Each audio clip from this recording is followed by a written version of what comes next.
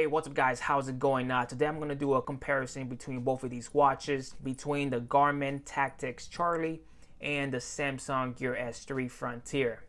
Now you got to keep in mind that both of these watches most people will consider on getting because of their sizes. The Garmin is 51 millimeters and the Frontier is 46 millimeters. But even though the Garmin is a bigger size, as you can see, both of these watches looks around the same exact diameter here.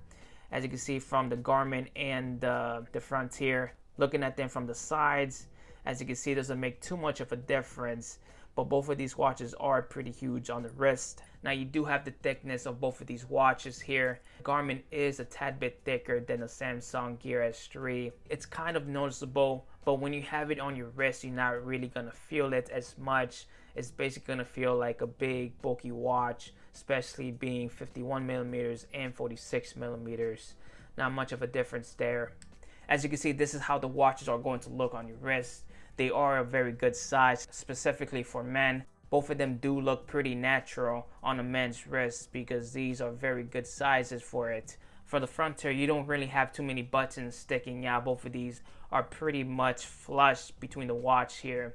Compared to the Garmin, you can see all of these buttons do stick out, but the buttons on the Charlie are squared off and they are pretty much flat, as you can see there. So these are not going to be sticking out as much as other Garmin watches of this size. But for the most part, both of these watches do look very nice on the wrist. So the first thing I'm going to talk about besides the looks of these watches is the price. For the Garmin Tactix Charlie, they cost around $750 brand new, and for used you get it for around $450 to $500 used.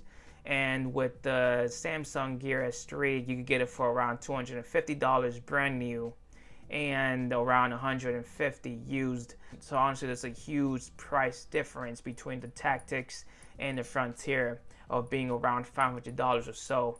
But you got to keep in mind that most people that get the Frontier, they get it because of the price, because buying it used for $150, $140 is very, very inexpensive, and you're also getting a nice quality watch out of it too. Okay, looking at the front of the watch, as you can see, the Garmin is a more black finish while the Frontier is more of a gray finish. The Frontier, this right here, the top bezel, okay, on the Frontier, the top bezel here and the sides, everything is pretty much metal, which is very nice. It does feel very good and it does have a nice quality weight to it. This is 100% metal right here. The buttons here are rubber, so you do have a good grip on the buttons on the side. The back here, I don't know, this could be metal, a light metal or like plastic, but it does feel very nice. On the back here, this is 100% glass. And talking about the glass, on the Frontier, you do have a Gorilla Glass on top, which is very, very durable because I've owned both of these watches before. And with the Frontier, I never had the glass scratch on me before. And mostly because the bezels on the Frontier does stick out above the glass. If it does end up hitting a wall or a flat surface, the bezels are going to take the damage first before the glass. But as good as this glass is, on the $750 Garmin Tactix Charlie, you do have a sapphire glass, meaning that it's almost as durable as diamonds. So basically, whatever you do to this, 9 times out of 10, it's not the glass here, it's not going to get scratched because it is sapphire material. On the Garmin, the bezels do slightly stick farther than the glass itself. And Garmin does say that this bezel is diamond-like carbon, DLC coated titanium. This right here is plastic, like very hard, good quality plastic like polymer. The buttons here are metal. This is not plastic at all. You do have like a rounded shape to them. When I reflect the light, you can see that the light goes like in circles. Same thing with the other side here. As you can see, you do have the main button here for selection. This is made up of metal S1, and you can feel it too when you press on it. This is all metal. For the back, this outside layer is 100% metal, but this right here, it's not glass. This is plastic for the heart rate sensor. So when you do compare both of the watches here, you do get a plastic heart rate sensor, and on the Samsung you do have a glass. heart rate sensor. When you hold and touch both of the materials of the metal and the glass on the bottom, it'll feel like you're picking up a premium cell phone. And that's what I like about the Samsung Gear S3, is the premium material that it comes with. And as you can see here, the design of the bands, you do have crosses of lines with the Samsung, which does look very nice on the wrist. It does give it a classy type of look. And with the Garmin, you do have this pattern dot design on the sides here, which does have a pretty good texture here at the side. But between the band quality on the Samsung, this does feel more rubberized than the Garmin. The Garmin feels more of a plastic rubber, while on the Samsung it does feel more rubbery, sort of like an Apple Watch band. That's the best way to describe this. No, that's the best way. That's the best way to describe this band, is having like a Apple Watch band material, which does feel very premium. Now for the crown here, you could use this to navigate like the Apple Watch. You could turn each page, you could select each settings with the crown, which is nice. You also have the touch screen as well. You could use the buttons to go back. This is basically a 100% smartwatch compared to the Garmin, which the glass here is not touch at all. You cannot touch this to go to the settings. The only way you could use the watch is with the buttons itself, which could be a good or bad thing, because specifically when you're taking a shower, the drops of the shower head touching the glass screen is not going to activate it at all, compared to the Samsung and the Apple Watch, which I did had previously. Whenever I take a shower and the water falls to the watch face, sometimes it activates the watch, and other times when I do flick my wrist to accidentally turn on the watch, the water will touch the screen and will activate it at times. With the Garmin, the water has absolutely no type of effect. So if you want to go swimming with this watch, if you want to take a shower, if you want to go to a pool, whatever it is, a beach, best believe that the screen nor the watch is going to turn on or activate. Nothing's going to happen. So that's one bright side about having buttons only to navigate the watch compared to the touchscreen. Now talking about water, both of these watches are waterproof or water resistant. The Samsung, it's waterproof up to IP68, meaning that you could submerge this underwater up to 1.5 meters. But compared to the Garmin, the Samsung is no competition at all, because this has a water resistance or waterproof of 10 ATM, meaning that you could submerge this watch under 100 meters underwater compared to the 1.5 meters.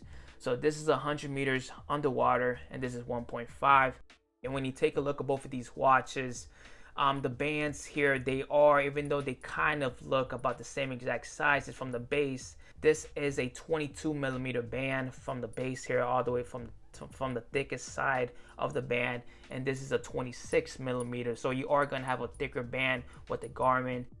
Now between both of these watches with the battery life, with the Garmin, you will get around 12 days with the normal watch mode on, like right now, getting notifications, using your stopwatch, alarm, whatever it is that you're doing, you are going to get 12 days. With the GPS, it's different. If you use the GPS on this watch, just like on other cell phones, you will get less battery life. If you use it continuously, you could get around 12 hours with the GPS only.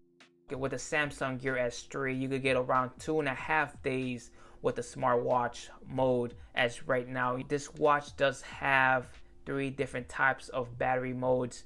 The smartwatch, you could get the 2.5. The power saving mode, you could get around a week worth of battery life. So if I just go to the settings here real quick and I go to the battery, right now this watch is around 50% of battery life. As you can see, with 50% of battery life, you get around 2.5 days. And with the power saving mode, you can get around, I'll say 4 to 5 days of worth of battery life, maybe even more. This is around 3 days. So this is around 3 days. So 3 plus 3 equals around 6 days. So basically a whole week with power saving mode. And when you do put it on power saving mode, there aren't going to be no type of colors with the touch screen. Everything is going to be basically black and white. and you cannot use the wrist gestures to turn on the watch. To turn it on with the power saving mode, you're gonna have to, I think, press one of the buttons here to turn on the screen. And of course, you do get watch only mode, which will give you around 50 days of battery life, meaning that when you have this activated, the only thing you could do with the watch is tell the time. That's basically it. No date, no 12-hour zones too. The time is going to be based on 24 hours, so it's not going to have the 12-hour time on it. That's basically it. And of course, the Samsung being a smartwatch, you are going to have that smartwatch screen display, as you can see there. This screen, on the other hand, it's not as sharp as the touch screen on the Samsung, as you can see there. If you can see at the numbers here, you can see the 6. It's a tad bit pixelated compared to the Samsung. It's 100% clear. But even though the Samsung does have a smartwatch display, as you can see here, the Garmin does. You can still see some good colors there, as you can see from the blues from the Garmin watch and the blues from the Samsung. The blues from the Garmin watch does still look visible, especially during daytime. The same exact thing what you're seeing here inside my room, you could basically see it even better during daytime, because this screen does. You could view pictures, letters, words, whatever it is during daytime as good as inside of a room. With the Samsung, when you're in outdoors, you could still view the colors perfectly fine with no problem. Now, when you're putting on the Garmin watch, this watch does have a better grip on the wrist, because when you do lock it in place here and I put the band inside, this does have a notch right here.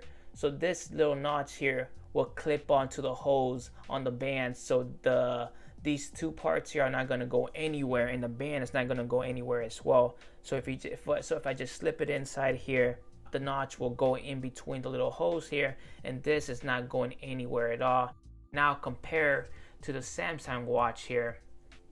Now these two do not have no type of notch or anything like that to get a good grip of the band here with the hose. So this band basically just slides inside there.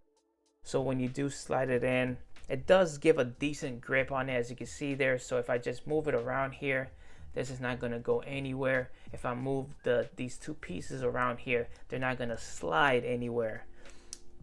So I guess that's one good thing about it, is that the rubber material has a better grip than the rubber material on the Garmin, because this mostly feels like plastic rubber compared to this type of rubber material, which has a more grip to it, especially on the skin and rubber against the rubber there. You do get some type of grip. Now this is just a quick comparison, having both watches on my wrist and with the original watch face on, as you will get it when you get it out the box. So with the Garmin, you do have the original watch face, which looks more like a traditional watch, while the same thing is with the Samsung S3 as well. So this is how basically the watch looks here, with both of them on my wrist here. And as you can see, both of them are a very good size for my wrist. Let me just show you guys both of the faces here and see how they look. Let me show you guys the front. I don't know how much I could bend my wrist here, but that's how it basically looks from the front. And as you can see here, this is the side of it. You can see the narrow size here with the Samsung going thick to narrow here, and with the Garmin here, everything is pretty much the same exact size. This is how it looks from the sides here. Hopefully you guys could get a good angle and a good view of how these watches look on my wrist. And if I just turn my wrist here all the way to the bottom, let me just show you guys the backlight of these two watches. This watch is around 50% brightness, and the Garmin is around 50% in brightness as well. And let me show you guys the speed of both of these watches here. So if I just do a quick gesture here, as you can see, that's how fast both of these watches respond to. So both of them do have a very high response when you tilt the wrist facing your face. As you can see, both of them are pretty fast, although the Samsung is a tad bit faster when the backlight turns on, but not by much at all. As you can see there, both of them still turn on with no problem at all. All right, so let me just test out the heart rate real quick. Okay, so right now it's around, yeah, 77, 77, 76. It's basically around the same exact heart rate. Let me try to do some quick shadow punching the air back and forth for around 30 seconds to a minute, and see how both of these devices pick up my heart rate. So let's start by doing that right now and see how much. Okay, I just hit my knuckle with the watch. I'm literally like an inch away from the table, and I do not want to hit my knuckles, my hands, or the watches against each other, because that could possibly scratch the watch itself. So let's try to do around 30 seconds to a minute and see how well these watches pick up my heart rate. So it's been around 40 seconds or so. Okay, and so on the Samsung it's saying it's at 136, but on my Garmin it says it's at 111. I don't think my heart rate is as high as 136. Okay, now it's getting really low. Okay, now it's at 106, just like the Garmin. So the Samsung was a tad bit off for the first couple of seconds. So as you can see, both of them are pretty accurate. See here, but so far both of them are pretty much the same exact. Both of them are picking around 80, 75, 77, 73, 73 right here on the Garmin. Yeah, both of these are basically the same exact thing with the heart rate sensors. And of course, with the charging on the back, you do have the Garmin charger, so you just plug it in on the back here. Either way as well, it's pretty much vice versa. So if you could plug it in this way or you could plug it in the other way, pretty much works the same exact thing. And for the Samsung, it's pretty much the same exact thing as well. So you could just plug it in this way, it will charge the watch, or you could plug the watch in the other way, which will charge it as well. And this is magnetic. The magnets here is not that strong, but it will hold the watch just fine there. As you can see, though, I'm tilting the watch and it's not coming off. And of course, this just clicks right in, and this also has a good grip of the Garmin watch there without falling. So those are basically the two differences between the charging of both of these watches. So guys, I hope you enjoyed this video. I hope you found this video helpful, and if you did, like and subscribe, and I'll catch you guys on the next video. Peace out.